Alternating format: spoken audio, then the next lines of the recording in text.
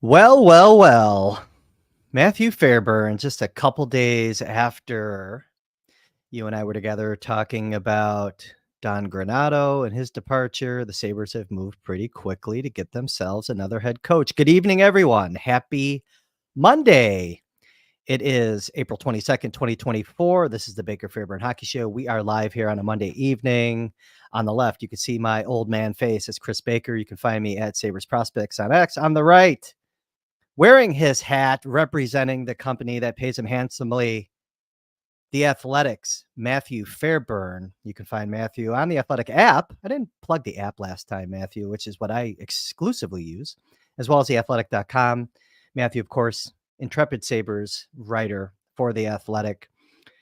You can still subscribe. I believe that deal is still going for $1.99 a month. Correct me if I'm wrong. It might have gotten better, but there's some sort of deal going for the week of the NFL draft. The occasion for the sale is not that Lindy Ruff has been hired as the Sabres coach, believe it or not, but there's some sort of deal running right now for those who like to catch a good deal.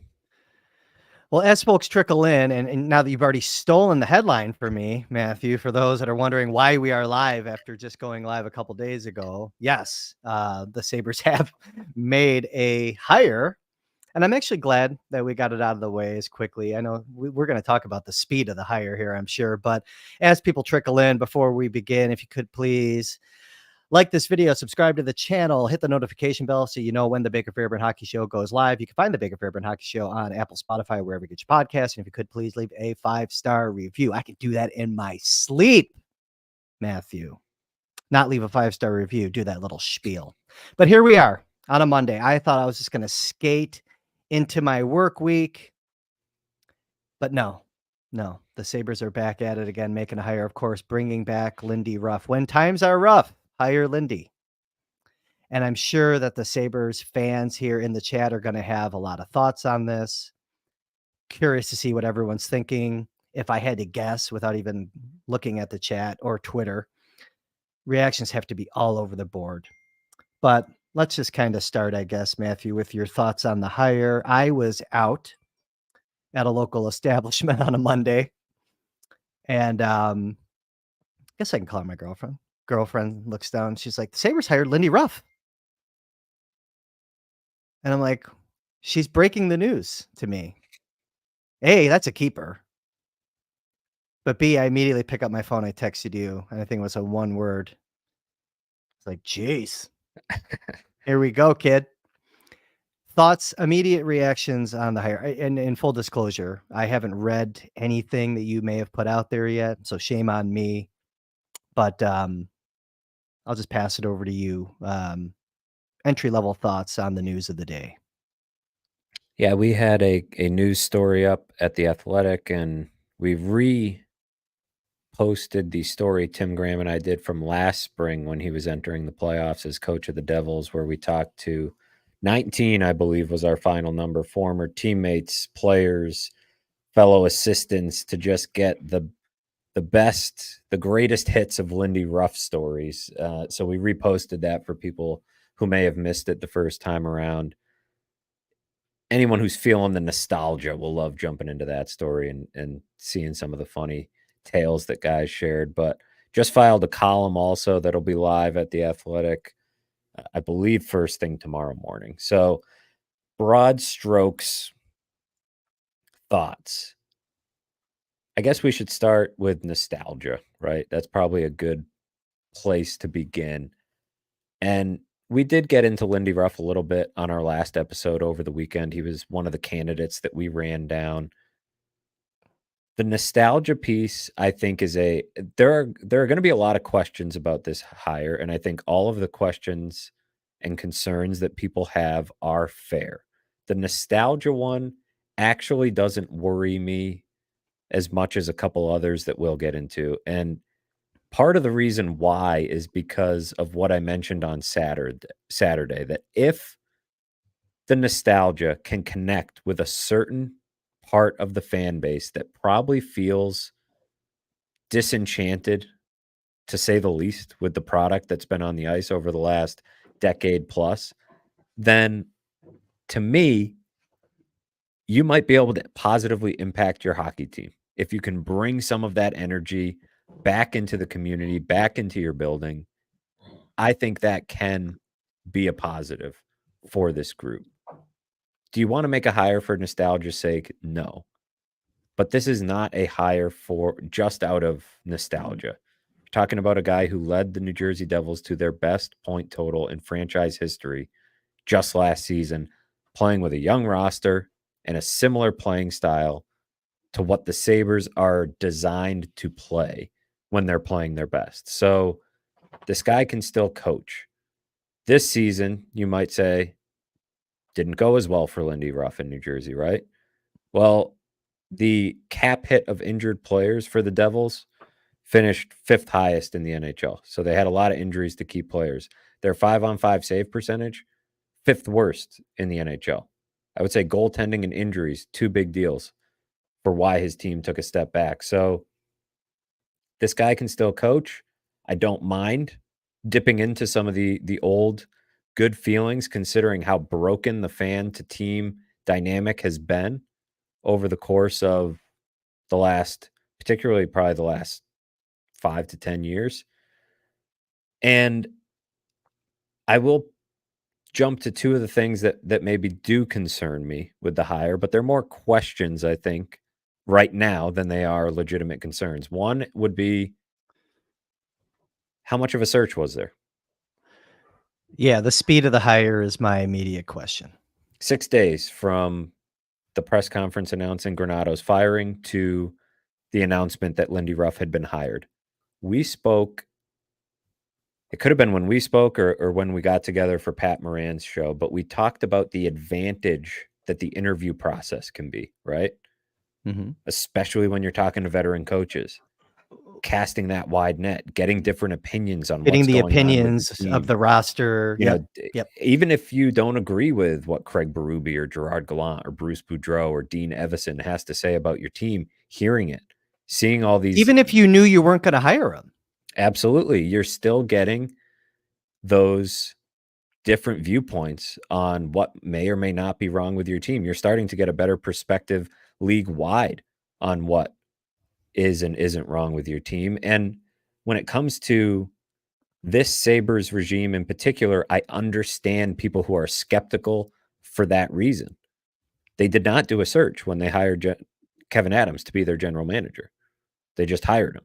And so that brings me to my second point, which I think could be a question / maybe a concern, is familiarity. I think people are confusing the nostalgia piece for the familiarity piece.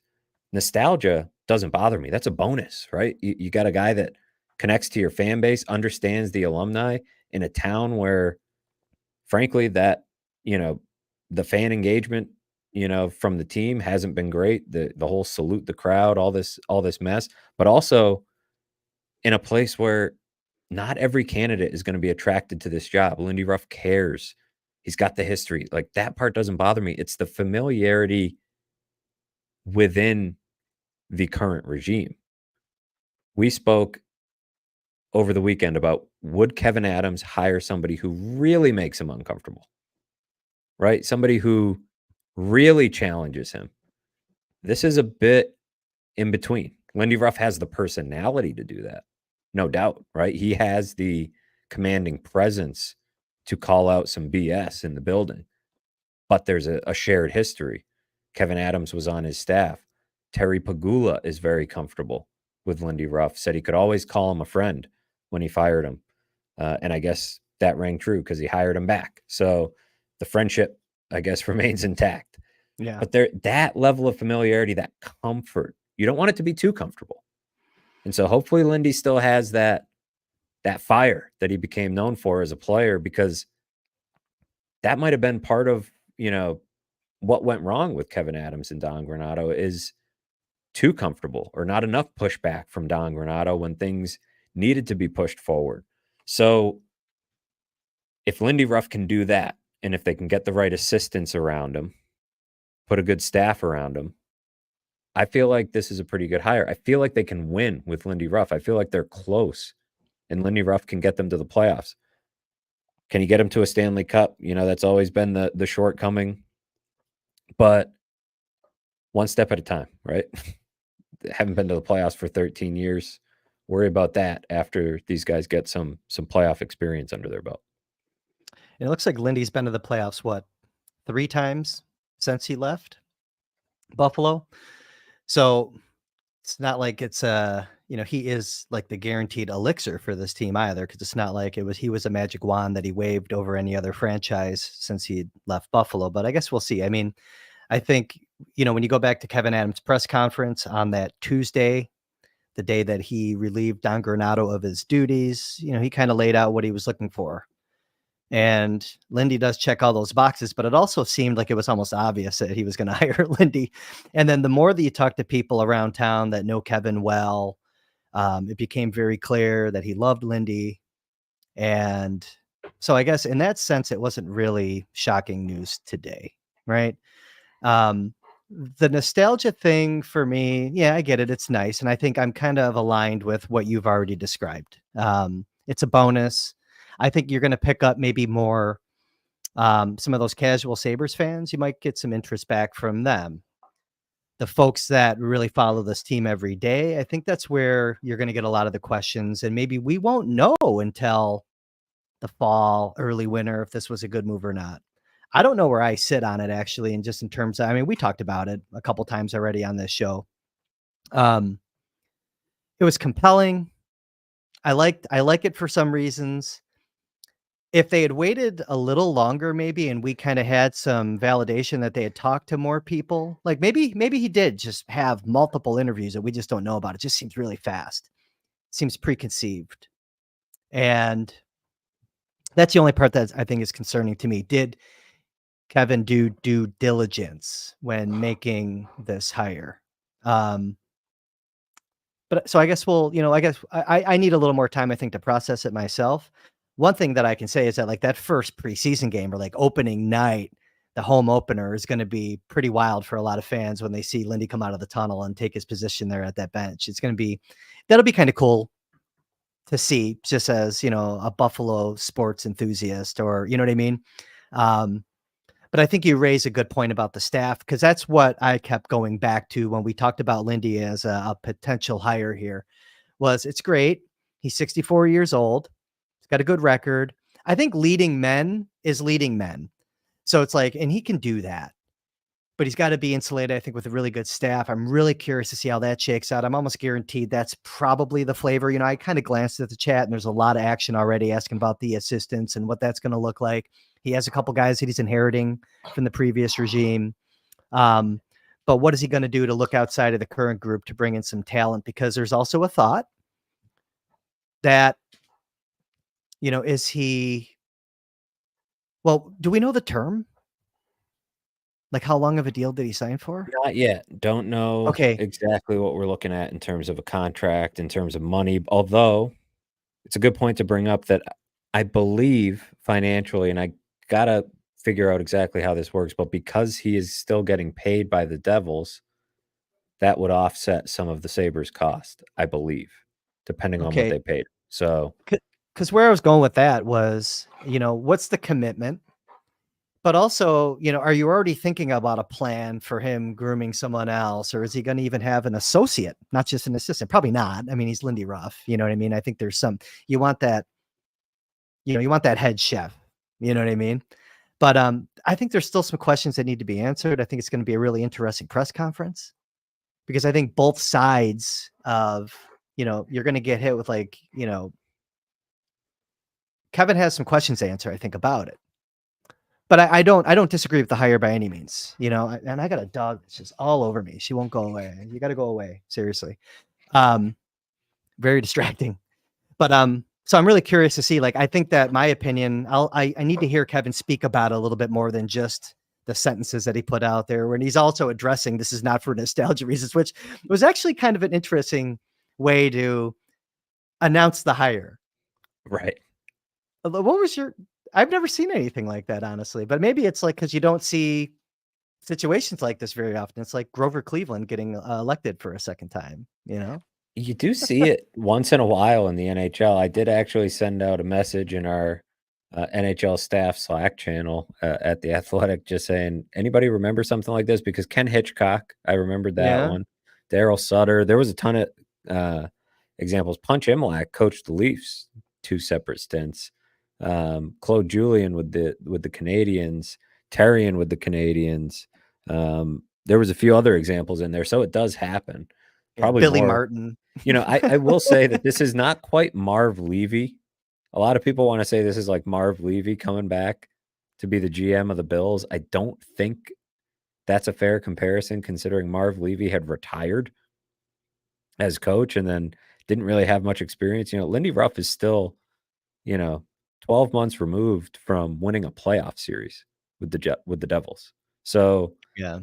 I'm not ready to say this is a guy that's like, completely toast and they're throwing him behind the bench just to try to sell tickets. I also don't know, and this is, you mentioned the home opener will probably be a pretty fun night. Well, It's gonna be cool. Yeah. it'll be interesting though, because they're starting the season in Prague. So, Mhm. if they lose a couple games, I don't know. That might take some of the shine off of it. I don't think it's going to be an automatic huge ticket sale boost or huge, you know, I don't think it'll be automatic, but I do think if it works, it has the potential to be very, very good in that sense. If they're winning and Lindy seems like he has the guys going, it's just gonna really spark something, I think, with this fan base that's so hungry for a winner. And it will be, I think, to your point,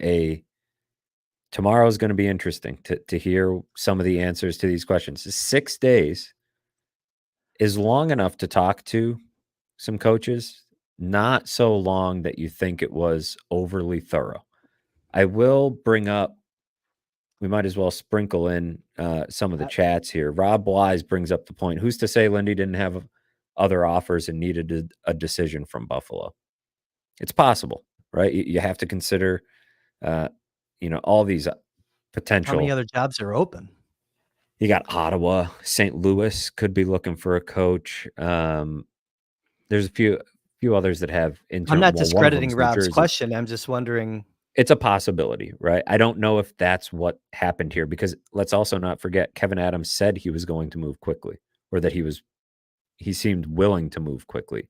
He would wait if he needed to, but he wasn't necessarily trying to wait. So Your your question that you asked him on that Tuesday, he knew. God, you have to think he knew that this is the direction that he was ultimately going to take when he had that. Because I'm starting to wonder, did he already have conversations with Lindy before the decision on Granado? And we can, we I'd can be banter about surprised that. if I'd be surprised if he didn't. Yeah, You know, yeah. I would, because they're pretty close. Lindy Ruff spends time here when he's not in season, or in this case when he's unemployed. He still has connections to the area. I would be surprised if that, if he didn't have at least a feel that Lindy was open to it. And And I think that this was the job that Lindy wanted. So, like, I don't know if he was waiting on another offer. I mean, he's even hinted at that in the past in interviews. He had even talked to Botterill when they went in the direction with Ralph, right? I think he's on the record of even confirming that. I don't know. I like going back to something that you said about 5 minutes ago. I actually like what you said about Lindy 2 seasons ago. That was actually when you go back and you look at his coaching record in 2022-23 with Jersey, he was 52-22-8, 112 points. They lost in the second round to Carolina. That was his second most successful season as a head coach. That was just 2 years ago. He had 113 points, I think it was, with the Sabres 06-07, 112 in 2022-23. So, yeah, maybe the old guy he still got it. I don't know. I guess we'll find out. I wanted to mention that though, because when you look at his record throughout the years, that number sticks out. well, I But think it's also another sandwiched, like he had 63 points the year before that in I an think 82-game another schedule. interesting, or another worthwhile exercise, is to look at the other candidates, which we did on Saturday. Yeah. And you can poke holes in all of them, right? Craig Berube, we were talking about, was another candidate high on a lot of lists. Well, they were having the same problems Buffalo was having this season in St. Louis. Power play, consistency. Gerard Gallant, a lot of questions about how he works with younger players or connects with young players or, the patience he has.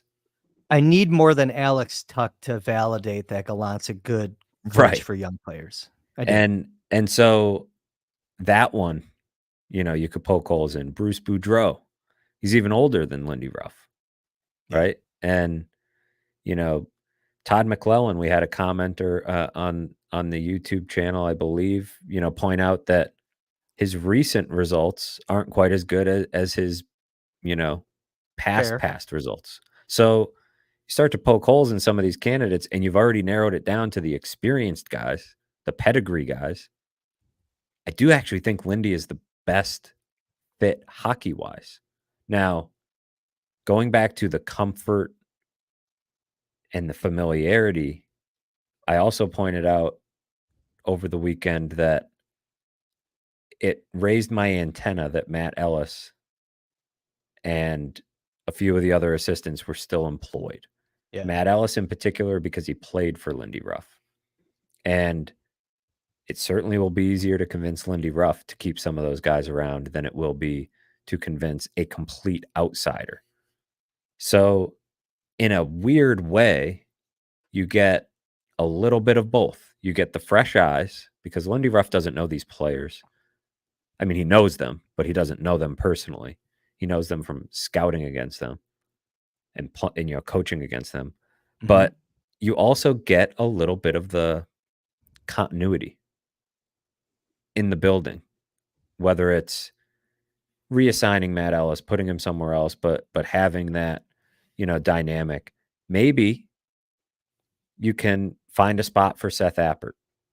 And like you said, how long is Lindy's contract? What is he looking at in terms of, do you put a plan in place for him to coach for a few years and then hand it off if things there's are going continuity well? there with Seth Appert too. And maybe he's a logical you don't want to ever have anything predetermined in full. Right. But if you see a long-term path for Appert, that's kind of where I was going with asking about the term. You picked up on that, obviously, but trying to figure that out. Like, what's the plan here? Like, bigger picture plan. What's the 5-year plan? And Is it all Lindy? Maybe Lindy at that point could go into the front office and you could move some things around. This is all if it goes well. So, but really, you should just have a 1-year plan. 1-year plan. Get to the playoffs. Make the damn playoffs. Get to the playoffs, and you buy yourself a lot of goodwill. The pressure that has been putting on everybody in this organization going back more than 5 years now at this point, because it's been such a long drought. It weighs on every decision maker that comes in, and you put all this pressure to make the playoffs. It's not going away until somebody does it. And that's how it was with the Bills when they finally did it. You buy yourself some goodwill. You buy yourself some time to do things the way you want to do it. And it needs to be next year, I think. I mean, Kevin Adams, whatever he wants to say about the hire, nostalgia didn't play a role. These are human beings, right? Yeah. Nostalgia plays a role, right? Bullshit.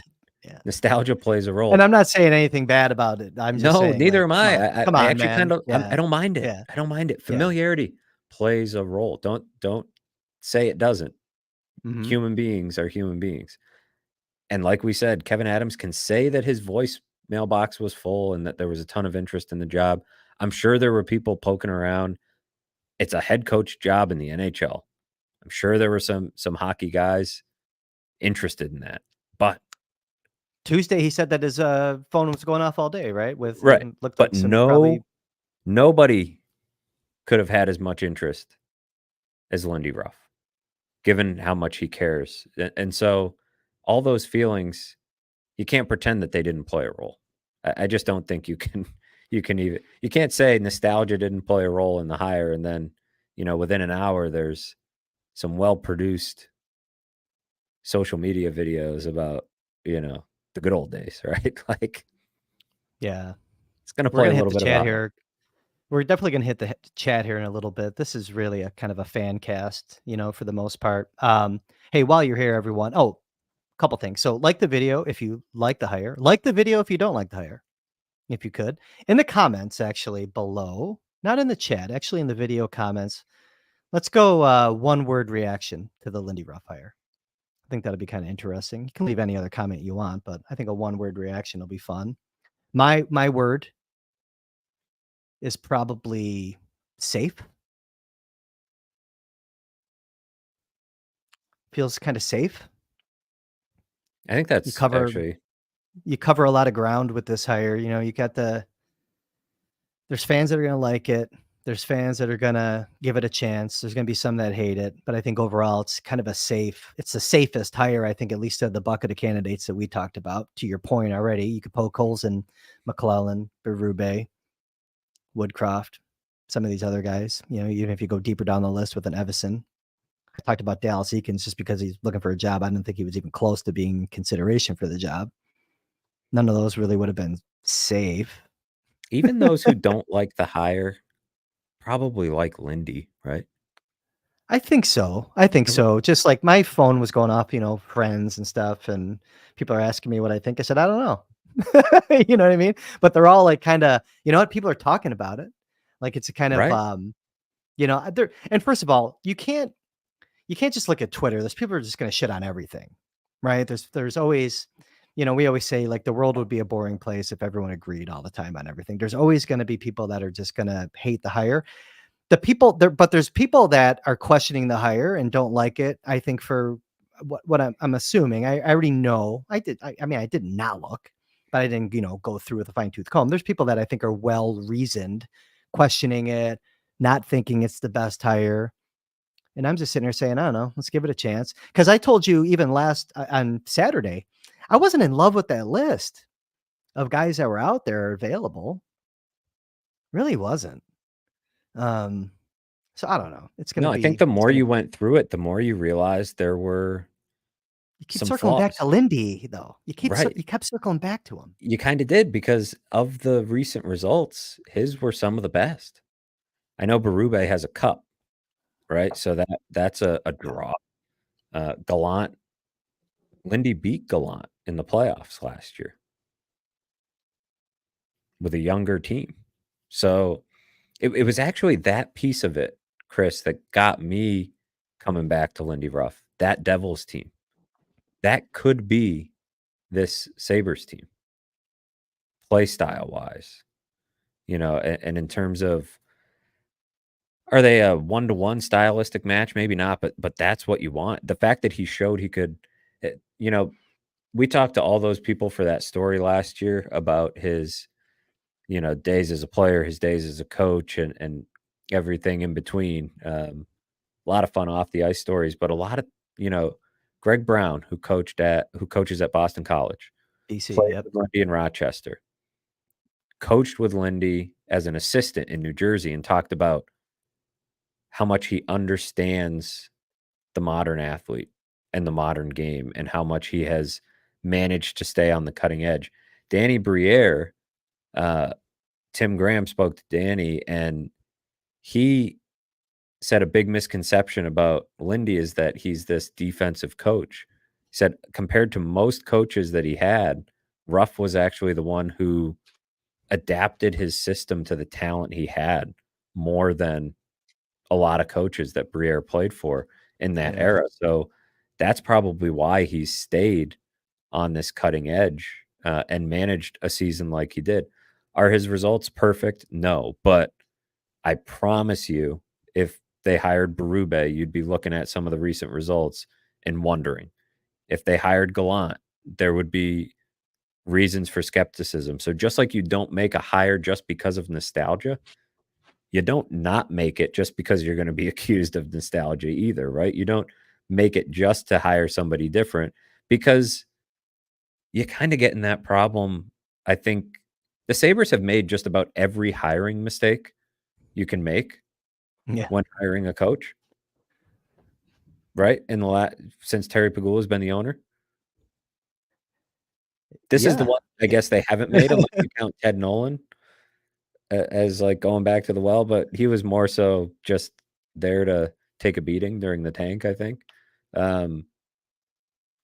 This is one they haven't made, I guess. This is a mistake they haven't made yet.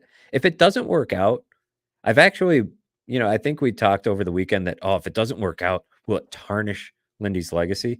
I actually don't even worry about that anymore because I think a No, you lot of can't. people would be like, even Lindy couldn't fix it, right? It got so broken that even Lindy couldn't fix it. It wouldn't be, I don't think, of course, everything has the potential to get ugly. I just don't see that happening. I actually think they have a pretty good chance to get over the edge next season. I like making the upshot to making the hire right now is a lot of time to map out what the assistants could look like. Maybe a first crack at some assistants and get the ball rolling on that process. That's not necessarily a bad thing, but you would have liked maybe another So week to give the appearance of a bit more thorough interview process, I guess. yeah, well, I'm out of here in a week for a week. So True. like this So it's weekend I'm good. gone. They So I'm got it glad they done got before your selfishly, I'm vacation. glad they got it done. Yeah. You're off but to yeah, Brazil, right? they To meet with all of yeah, our fans in close, Brazil. not far from Yeah. Brazil. I'll be down, not far. I got a big ass hat today too that I'm taking with me down where I'm be closer to the equator. But speaking of assistants and kind of getting on that train a little bit, Rob Wise, good chatter, good friend of the show, has put a couple in here. So he's covering um, his assistant coaches in New Jersey were Sergey Brelin, Ryan McGill, and of course, Chris Taylor, very familiar name to Sabres fans. And then he followed up with a smattering of some of his assistants in Dallas, including longtime NHLers Kurt Fraser and James Patrick. Yeah, Fraser's over in Europe now. James Patrick currently out of work, has some familiarity with two guys by the name of Zach Benson and Matthew Savoy. Kind of And Peyton interesting. Krebs. And Peyton Krebs. Yep. And Peyton Krebs. Um, so that's going there. I did throw up a couple other chats. Yeah. So I mean, kind of on that train. I mean, there is a lot of action now. I think some folks are thinking about this how I am and how you are. It's going to be really compelling to see how he rounds out the staff. And I think it's going to be important. Seth Appert, if that Rochester team goes on another run, I mean, they went deep last year, lost to Hershey. They go on another run. I think there's a nice little argument to be made that maybe it's time to graduate him up and find another guy to develop the young guys down in Rochester. Something to consider. Kevin Adams also brought Seth Appert up to run the bench ahead of Christy Wolford and Matt Ellis last year when Don Granato had a little issue where he couldn't be around the team for a He couple was days, sick. right? I will Yeah. point out that James Patrick is not unemployed, Chris. He is a head coach He's of the not? Victoria Royals. Oh, that's right. Oh, that's right. So still That's would be a right. step. Getting back to the NHL, I still think would be probably a That's step up right. for him. But Yes, but he did. Yes, that's right. That's right. Um, thank you for the correction. Let's see what else we got going on here. Michael, we got to give a shout out here because he is with us in the middle of the night in Sweden. So he's saying it's 3:20 a.m. here in Sweden. I'm a little late getting to this comment, obviously. Let me say good morning, everyone, first, and that Lindy's back. Michael is on the pro Lindy train. That's a happy Swede that we have in the chat. Player reaction to this. We heard some of the guys. Well, we heard Alex talk specifically, I guess, talk about Lindy Ruff and Gallant. You already mentioned some of those comments. That'll be kind of interesting, right? Because they were just talking about accountability, want to be pushed in practice. We've seen plenty of video over the years of Lindy getting pretty animated in practice. Any players come to mind that have to kind of change some things or might be saying, oh, shit, with this hire? Lindy or Tim Graham pointed out that he spoke to Larry Quinn recently, and he mentioned that Jeff Skinner is probably one of those players. Okay. That I mean, yeah, I think in theory Jeff Skinner could be one of those players. I think this Lindy Ruff that people will see now is a different Lindy Ruff than the one that was here last time. But I'm curious to see how this is going to be an interesting adjustment. A lot of guys are mentioning how much they want accountability and structure and all of these things, but the patience that Don Granato had over the last couple of seasons with some of these players also probably helped guys like JJ Peterka, develop into the players that they are. So I'm pretty curious to see how a Peterka responds to, or maybe how Lindy responds to JJ Peterka and some of the details in his game that need cleaning up. Owen Power, playing, maybe needing to play a bit more rugged in front of the net for Lindy's liking. There's going to be, I would hope he leans into that a little bit, especially early, because of how much the guys say they wanted it, right? Find out just how much they want to be pushed, and find out where that upper limit is early on. This is going to make for, honestly, a fascinating story, I think. It would have regardless of the coach, but now you add in the history, the fact that they opened the season against the team that fired Lindy Ruff, and just where this team is, where a lot of these players are at a pivotal point in their career. This is sort of Lindy's last stand too, right? Gotta be. You'd have to think he won't get another chance to be a head coach. And so that's what makes me think he's not just going to sit there and be a yes man to everything Kevin Adams wants to do. I think he's going to stand up and push for what he wants, because I think he will know, A, that it's his last stand, and B, his legacy is somewhat on the line. Like we said, it's not going to be ruined, but I think he views it as he's putting that Buffalo legacy on the line to be, potentially, beaten up a little bit if things don't go well. And so I don't think he's going to be a pushover necessarily, nor should he be. I think it's as important that he pushes people in the coaching staff and the front office as it is that he pushes the players. I'll put it that way. Yeah. I'm just, fascinated. Like, it's still, I don't know. We have a lot of time, obviously, to think through this a little bit more. I shared this with you, I think, on this show, but also offline. Like, when he was canned by Jersey, it was like, definitely bring him back. We talked about it. And then I started thinking, I don't know if it's for the best, And then the more you talk away, I'm talking my way and listening to you. And I think tomorrow it'll come together after we hear the press conference. I can certainly rationalize it. But hopefully get some honest answers about how extensive this search was, because that's going to answer a lot of questions. I'm sure they'll say they really interviewed a lot of people. It's going to take probably a little more digging to piece together exactly how extensive it was, but we'll see what they have to say. There will be some revealing answers, I'm sure, in the press conference, because those are certainly, it happens, right? Whether they do it on purpose or by accident, they tell you something in terms of how they answer questions.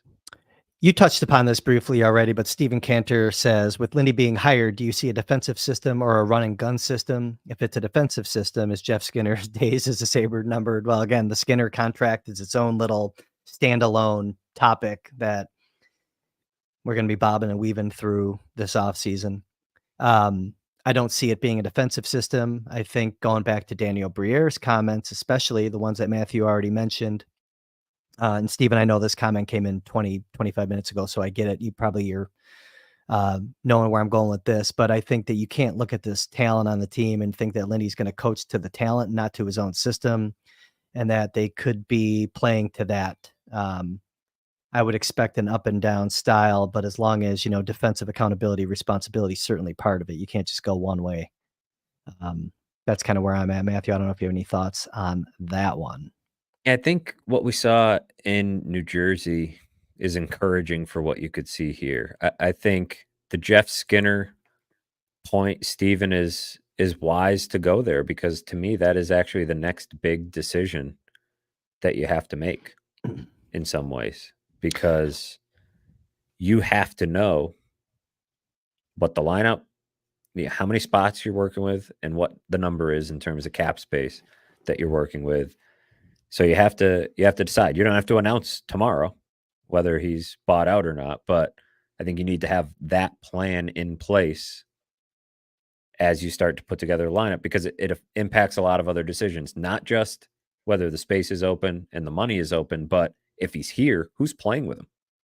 How is Lindy going to get the most out of Jeff Skinner if he is, in fact, still a Buffalo Sabre after this offseason? So I, in the process of putting together a list of offseason decisions and questions for, that are important to this summer for the Sabres, that is right up there on the list, right after the coach is Jeff Skinner. Yep. Like, Right. and so here we are again. Yep. Right. Like I've said it, I think they should buy him out, but it's absolutely, very high on the list of priorities for them this summer to at least figure it out.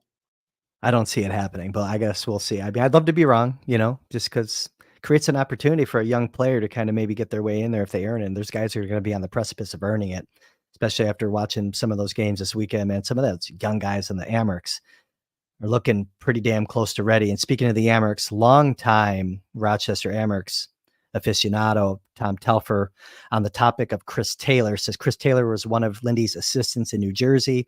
He always ran a good power play in Rochester. That is true. And yeah, that'll be just kind of interesting to see the whole Chris Taylor situation. Does he kind of come back home to the organization where he was a longtime member both in the NHL and the AHL? We'll see what happens. That wasn't a great departure, right? He was part of Kevin Adams' initial round of firings. I think it was Kevin. When Kevin took over. Yeah, because they went from that would be they went from Taylor to they'd have to kind of that would need some mending. And that's potentially a dynamic where Lindy could bridge the gap, and that might not be the only one where he'd be able to do that, between the organization. Having this alignment with USA Hockey. Okay. And Chris Taylor's not a USA Hockey guy. Seth Appert's a USA Hockey guy. Jeremiah Crow's a USA Hockey guy. All the, you know what I mean? There's an alignment there. Kind of goes back. There was a comment about Pekka. And I know I made the comment too. I was like, oh, maybe Lindy's a guy that could steal Pekka away. Hard to see that happening.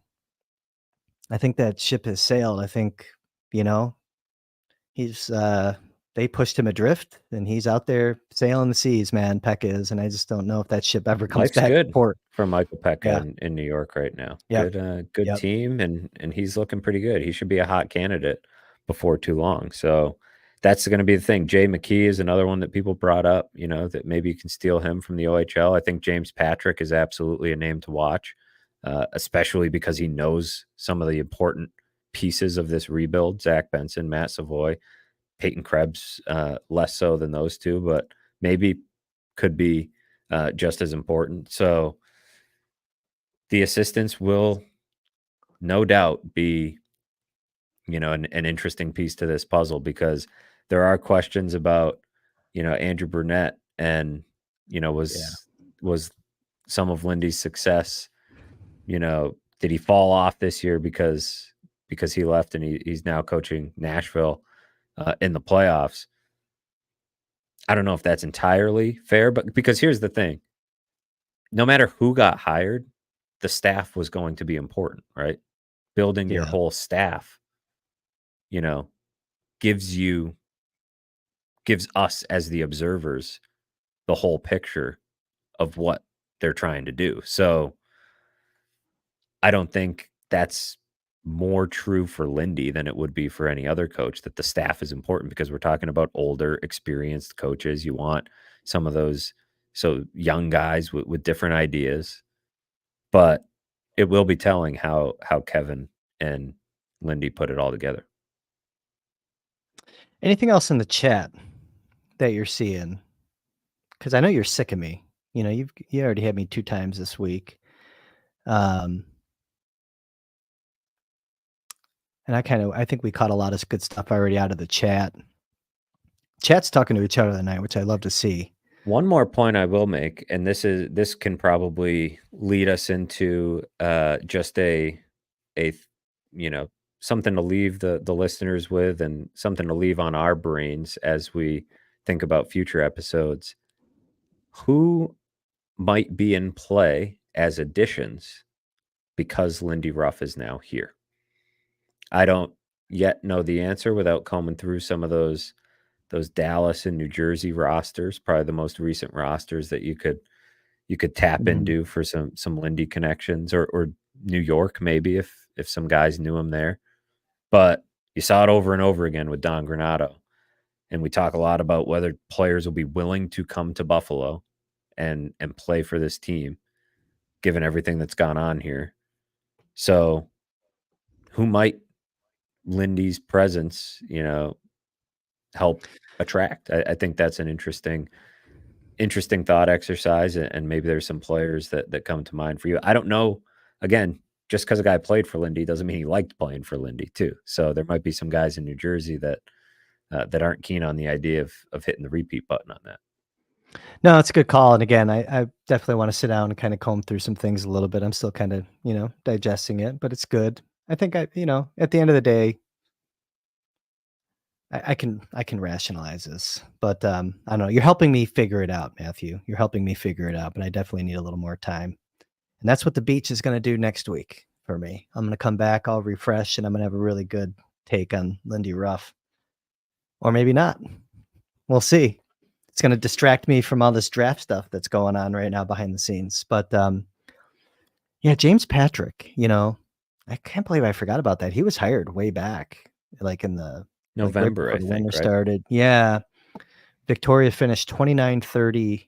Yeah, so they were just a shade under 500 this year. They allowed 272 goals in the Western League this year.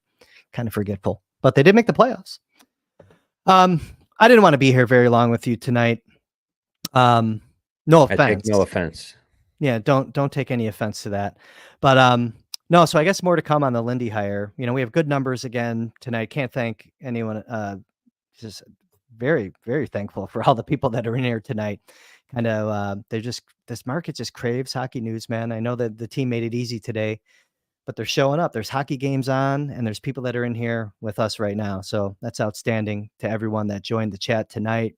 This was designed to be a quick hit episode. We did over an hour and 20 minutes in the last two episodes. We're going to cut you guys a little break tonight. But yeah, big news today. So now we get to see how the staff rounds out. Free agency is going to be here before you know it. Really interesting. Matthew, we got an agenda carved out. We're going to have plenty of shows coming up, like I've said on previous episodes. Parting words, Matthew, because I always end it quick. I don't give you that last shot. Anything, or what do you want here? How about this, Matthew? You want to do your plugs? I just have to say we were the #1 hockey podcast in Brazil today, which is exciting.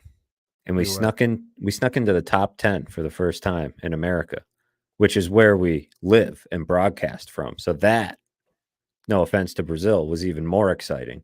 Thankful for everybody that has turned to us for the commentary, the engagement in the chat. It's an exciting, interesting time for this team, and an off season that will provide us with a lot of different little rabbit holes we can go down in terms of these shows. And I'm excited to do some of those with you, and keep interacting and growing this thing. So yeah, people can find me at The Athletic as always. And, there will be certainly some new stuff up there in the morning and throughout the day as Lindy is introduced in this news conference. We'll see if we learn anything about some of these questions that we've raised here and some of the folks in the chat have raised. Matthew, I know you're going to be all over it. It's funny. I was very tired when we started this episode tonight. Now that I've been drinking a coffee, I'm all buzzed up and wired, but it's too late. I'm already committed. I'm going to go walk the dogs. And here we go. How do you say compete level in Portuguese, Brian Cummings? Yes, Cabral was Portuguese, landed in Brazil. That's why they speak Portuguese in Brazil. There's a little known fact. I was at one time a history major. All right. Anyways, for Matthew Fairburn at The Athletic, for the production crew in front of my house that actually loves the Lindy Ruff hire, I'm Chris Baker. Thanks everyone once again for hopping in tonight. We're going to see you again very soon.